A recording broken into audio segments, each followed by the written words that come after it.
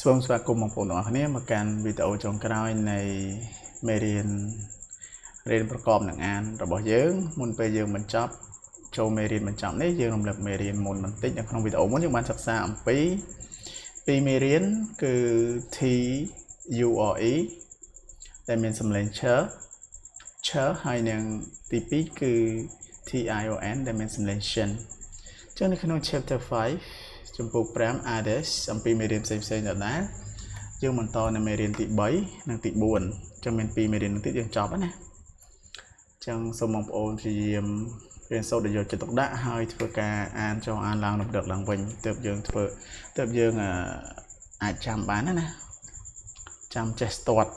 មានអីជាងការរៀនហើយរំលឹករហូតដល់យើងចាំស្ទាត់ទៅវាលែងភ្លេចដែរដូចពាក្យ teacher ឬក៏ teacher ពេលខ្លះយើងមិនដែលឃើញមិនដឹងតែគេសេះសក់អីខ្លះប៉ុន្តែយើងចេះនិយាយយើងស្ដាប់គេបាន teacher ឬក៏ chair អញ្ចឹងទៅដឹងថាលោកគ្រូឬក៏អ្នកគ្រូហេតុអីដោយសារយើងឮច្រើនដងយើងអនុវត្តច្រើនដងអញ្ចឹងវាលែងភ្លេចហើយអរ៉ាតោះយើងចូលមេរៀនទី3កុំឲ្យខាតពេលដែលទី3មាន4អក្សរដែរគឺ T I A L សំឡេង shall រៀងពិបាកទៅសេទេបងប្អូនខ្មែរយើងតោះអនុវត្តពាក្យទី1 P មានសំឡេងផ O នេះគឺស្រៈ O ផ O ផ T ថ E មានសំឡេង E ចឹងថ E ថណា ten ផ ten T I A L គឺ shall ចឹង potential អូខេយើងប្រកបមួយដោយសារនេះវាវែងណាទី1ធំនេះទី2ធំនេះទី3ធំនេះចឹង potential ទី2 E សំឡេង E double S ក៏ដូចតែ S ដែរអញ្ចឹង E S E E ទៀត S E S នឹងណា sen E sen T I L គឺ shall អញ្ចឹង essential អញ្ចឹងទី1ទី2ទី3ធំនេះខ្ញុំគូឲ្យចំណាំណាដោយសារវាវែងពាក្យវែងពិបាកបន្តិចមួយទៀត M សំឡេងម៉ាក់ AR គឺស្រៈ A ខ្ញុំធ្លាប់ប្រាក់ហើយគឺចឹងម៉ាក់ A ម៉ា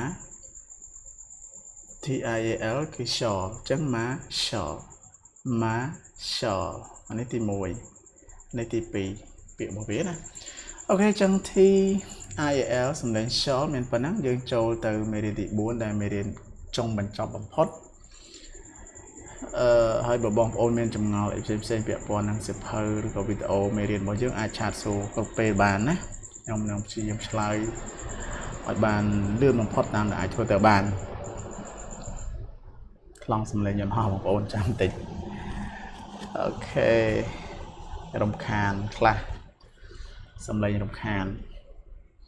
អូខេអញ្ចឹងយើងបន្តនៅមេរៀនចុងបញ្ចប់មេរៀនទី4របស់យើងគឺ C I A L ដែល C I A L គឺមានសំឡេង shall ដូចគ្នាតអនុវត្តពាក្យទី1 C មានសំឡេងខ O មានសំឡេងរខរក្រ U នេះគឺស្រៈ U ក្រ U គ្រូ C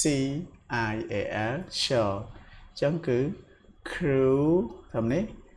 shall នេះទី1 crew shall ទី2 S មានសំឡេងស P មានសំឡេងផសផស្ព E នេះគឺស្រៈ E ស្ប E ស្ប C I A L គឺ shall អញ្ចឹង special ទី1ទី2ពាក្យចុងក្រោយ F មានសំឡេង F A នេះគឺស្រៈ A F A face អានឹងវាមកពីពាក្យ face មកនេះ face មកអក្សរ E ចុងក្រោយអូខេចឹង F មានសំឡេង F A នេះគឺស្រៈ A F A face C I A L shall ចឹង facial ទី1ទី2អូខេមេរៀនរបស់យើង TIAL និង CIL សំឡេង shall មានតែប៉ុណ្ណេះគោរពជូនពរបងប្អូនទាំងអស់គ្នាទទួលបានជោគជ័យទាំងអស់គ្នាក្នុងការសិក្សាវគ្គមួយនេះក៏ដូចជាសុខសុវត្ថិភាពនិងរកទទួលទានមានបានជួបគ្នានៅក្នុងវគ្គបន្តទៀតដែលជាមេរៀនរៀបរៀងដោយខ្ញុំផ្ទាល់អរគុណបងប្អូនទាំងអស់គ្នាជម្រាបលា